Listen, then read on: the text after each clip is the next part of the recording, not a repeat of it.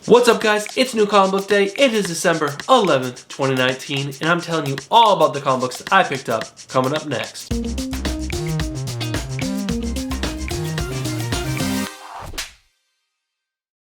What's up, everybody? My name is Bruce Moreau, and welcome to the channel, and welcome to Comic Book Reviews, my weekly series where I give you my thoughts and my reviews on my comic books that I picked up at my local comic book shop on New Comic Book Day. And today was December 11th, 2019. That's right, we are so close to Christmas, I can almost taste it, and my stomach has been growing because I have been tasting so many cookies because I decided that every weekend that I'm going to bake cookies with my kids, not for my kids, with my kids for like a little holiday treat, you know? And I have been eating a lot of them. But with talking about the holidays, I wanted to remind you guys that Stephanie and I are doing a giveaway right now. And by the time I release this video, there will be 1 day left. That's right, 1 day left to enter. When you're probably thinking, what is the prize? What do I get to win? Well, the prize is all 5 issues of Little Bird. These are all near mint condition comic books of Little Bird. And the reason why we picked this book is because it is our favorite book of 2019. Stephanie and I both agreed hands down that this is the best book of 2019, and we wanted to give it to one lucky viewer on anyone who watches this video on YouTube, or anyone following us on Instagram or Twitter or Facebook or any of those mediums.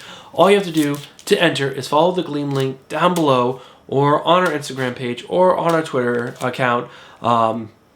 There's the link is everywhere, on our social media, everywhere. So if you're following us somewhere, please enter. We have about 120 entries as of right now. So if you enter, you have a good chance, because each entry is good for three chances to win the book. So please enter. Like I said, it's going to be drawn on December 13th at 11 p.m. at night on our live stream on Comic Books and Beer.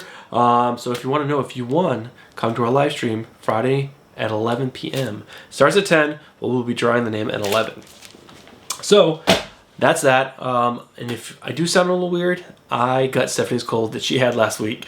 So I apologize about that. I'll do my best to enunciate, give you guys the best possible way to understand me. I'm going to drink a little tea, make sure my voice is nice and moist. Moist? That's terrible. Why would I say that? So that you can hear me well. All right, so let's talk about the books that I picked up. I do want to say I was not able to read all my books. I picked up 10 books today. I was able to read through 8, so I'm just going to quickly show the 2 books that I did not read. If you guys do want to get my reviews on these books, follow me on Instagram or Twitter. I'll make sure I post my reviews there. The first book, which I was a little bummed that I didn't get to, but I was kind of saving it to last because I think it's going to be my favorite book of this week. But it is The Dark Knight Returns, The Golden Child. This is written by Frank Miller and art by Raphael Grandpa. And look, the cover is so awesome. So yeah, I'm really excited about this. This continues the Dark Knight Returns story. I actually never read that. I know, I'm probably... pitchforks are being raised as we speak, because I haven't read that book, but... once I started reading comics, I've kind of like stuck into reading current comics. I haven't really gone back and read like the classics. I will at some point, but just not right now. But yeah, this is one of the books that I did not get a chance to read. And the other book I did not get a chance to read is X-Force number 3. This is written by Benjamin Percy and art by Joshua Cassara. I actually didn't read X-Force 2. It's actually still in my backpack. And yeah, I just haven't... The books from Thanksgiving, I just really haven't got a chance to read, so I have to go back and read 2 and 3. So those are the books I did not read. So let's jump into the books that I did read, because that's what I can actually tell you about. All right, so I'm going to start with my indie books. I actually really enjoyed these books this week, and the first book up is a new book by from Boom Studios. This is Red Mother number 1. Check out this cover. Let me hide myself so it will actually focus. This is written by Jeremy Hahn and art by Danny Luckert. This was a really cool number 1. I really enjoyed it. It doesn't give you a lot of detail of what the story is going to be about. It introduces you into the main character. Something very tragic happens to her at the very beginning. Hint, hint.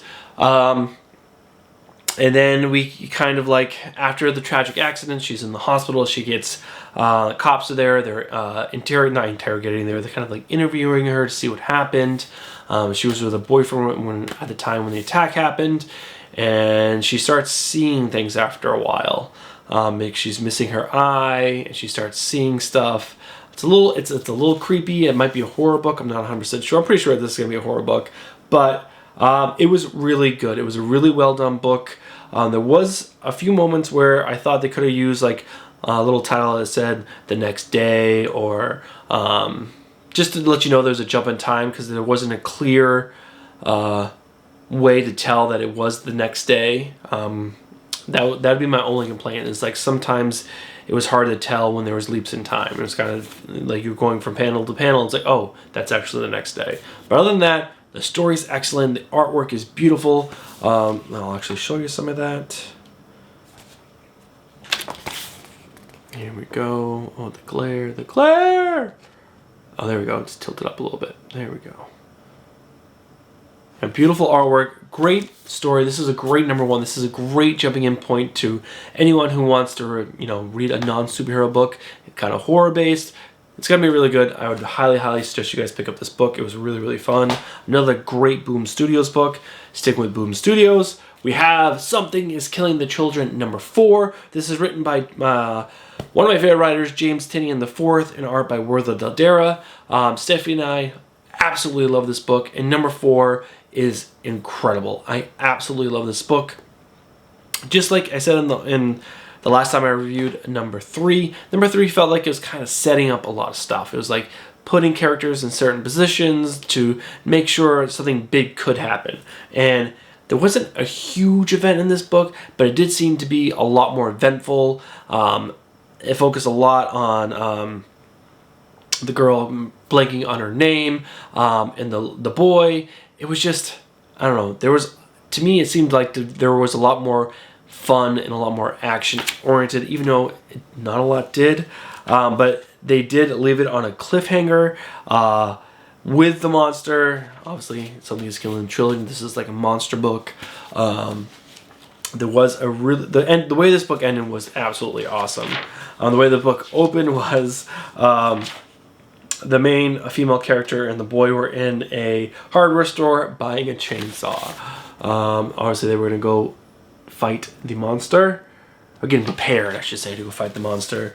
Yeah, but this was just a very well-paced, very well-written, beautiful artwork by Werther Daldera. This is probably going to go. This is the last issue of 2019. The rest of the book issues are going to come out in 2020. But this will be in my top 10 books of 2019. I'm going to try to do a video by the end of the year, kind of like giving a synopsis of the books that I read this year, my top 10, possibly maybe my top 15. It'll be hard to whittle it down to 10, but we'll see. But this is definitely going to be in there because this is an amazing book. Not a great jumping in point at number 4, but go find issues 1 to 3. It's worth it.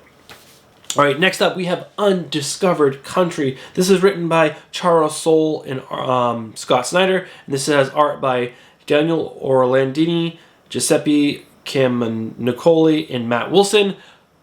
This was a really fun book. I definitely enjoyed it a lot more than the first issue. The first issue, there was a lot of information, setting up a lot of storylines, kind of introducing to this whole cast of characters, this whole new world. There was just a lot of information that was kind of overwhelming for me. But this issue focuses a lot more of like what was happening right now in the scenario where the characters are in the United States, where the United States has blocked itself off from the rest of the world. There's a disease that's kind of going through and killing everyone called Sky. And there was a message sent out to the nations that are left in the world saying, come to the United States, we'll give you a cure. They go there, and it's mayhem. And they get shot out of the sky the second they fly through the no-fly zone. And there's like mutants and crazy critters and absolute craziness, and this continues that story. We find out some more information about where this character, I don't want to give too much information, but there's a lot more in it, and there is a crazy twist at the very end. The last page of this book is so good. Yeah, Charles Soule, Scott Snyder, you guys did a very good job in this issue. I'm super excited to see where this goes. This was well paced. I really liked they gave a little moment to a lot of the characters that were introduced in the first issue. We learned a little bit more about the main villain. Yeah, this is a great book. These indies books I picked up this week were hands down so good. Yeah, they were just so good. This is not a great jumping in point because it's issue 2. Like I said, if issue 1 had a ton of information you need to have before you jump into this. But there were reprints on the shelves at my store, so you should be able to get number 1 pretty easily. Again, if you can't find it in your store, go to mycomicbookshop.com. They will definitely have it for probably cover price. Great book. All right, next up we have Batman in the Outsiders. This is written by Brian Hill and art by Dexter Soy and Tyler Kirkham. Decent book. What do I want to say about this book? I really liked the beginning of this book. The beginning of this book, this plane was crashing from the last issue. Katana and Black Lightning were on the plane, and to save it, Black Lightning basically explodes the plane. And like brings out this massive electric bolt, kind of looks like a Thor thunderbolt, and totally destroys the plane to make sure it doesn't crash into Gotham. I'll actually show that to you guys. Yeah, this is freaking awesome. And there's like Black Lightning, Katana up there. What else? I think there's definitely going to be a love story between Katana and Black Lightning, which is totally cool with me. Sure, why not? Sophia, this girl that they've been trying to save for a while, they finally get her back. And then look at Dexter Soy's Batman, so good. But overall, the story was kind of so-so. The pacing seemed kind of a little weird. This kind of dealt a little bit with the aftermath of Alfred's passing. If you don't know, you're not reading. Spoiler alert, Alfred is dead in the Batman universe in the current continuity. And there was a cool moment with Duke Thomas and Cassandra Cain. The ending was okay. I don't know. This was probably... I don't know. I didn't rate the other books. I would probably say this was kind of like a 7, 6.57. Wasn't amazing. Definitely good enough for me to keep picking up this book. If it gets any worse, I'll probably drop it because, like I said in my previous episode, I am trying to cut back on books to save a little cash. But this continues to be good enough for me to pick up. Like I said, it's like a 6.5 or 7. I do love what they're doing with Black Lightning and Katana. That part is actually really interesting. It's the Duke Thomas, I forgot what his name is, Signal, and Orphan. The whole story of what they're doing with them is kind of lame. And that's really much the whole team. So we'll see where this goes. I'm going to keep picking it up, and I'll let you guys know my thoughts. But if you're not reading this, I would definitely skip this book. All right, next up. This is probably my pick of the week. This is Batman the Curse of the White Knight. Book number 5. This is written and drawn by Sean Murphy.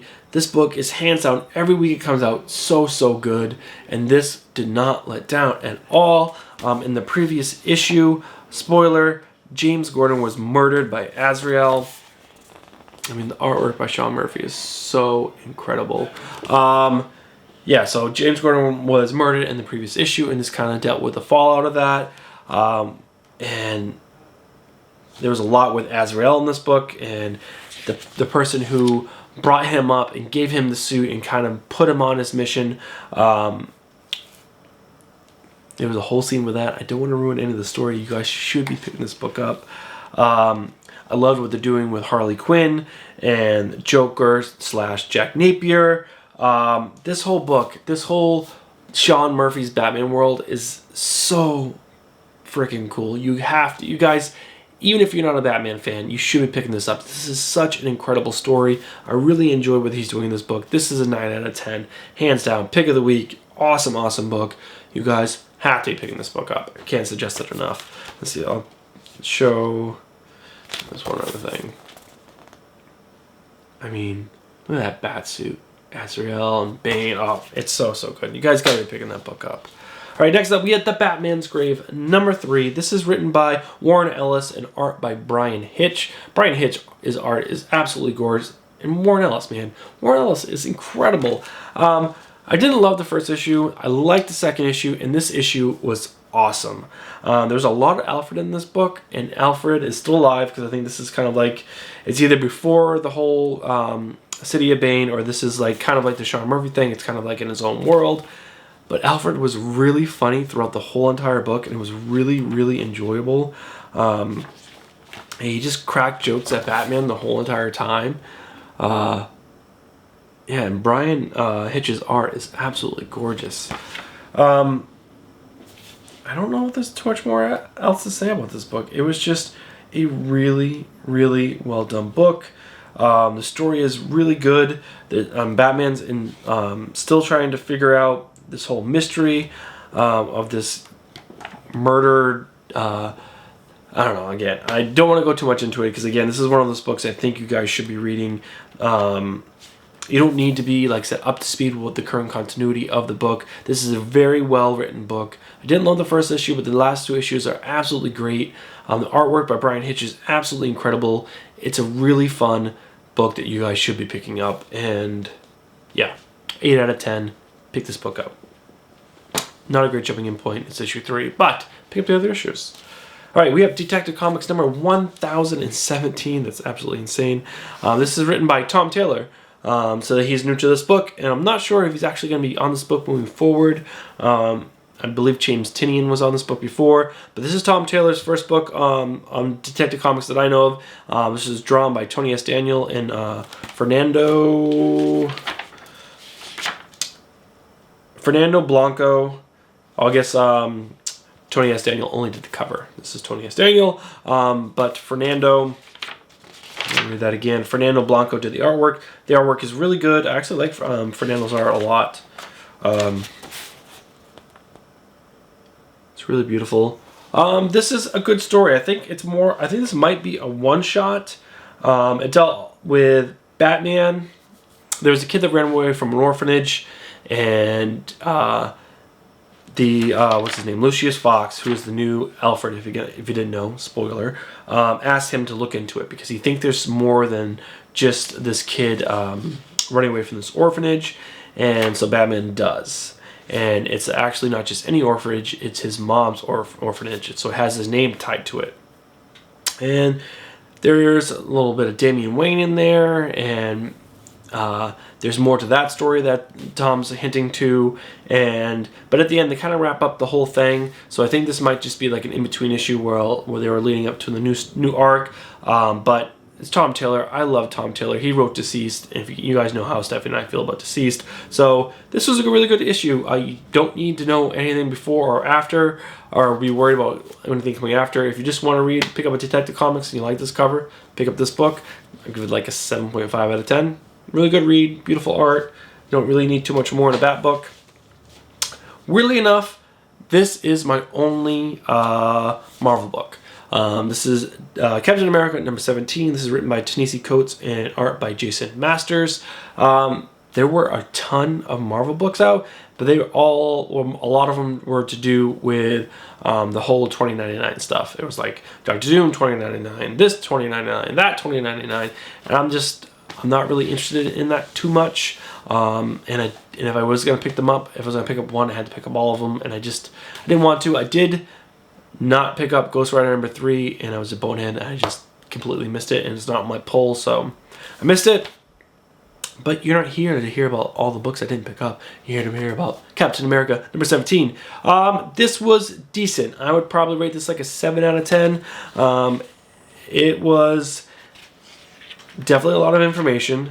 Wasn't overwhelming at any point. It was definitely driving the story really, really far forward. We find out who the main villain is, and I'm blanking on his name.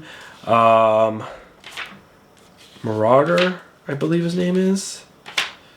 But we find out a lot about who the bad guys are, why they are who they are, a lot about the Kingpin.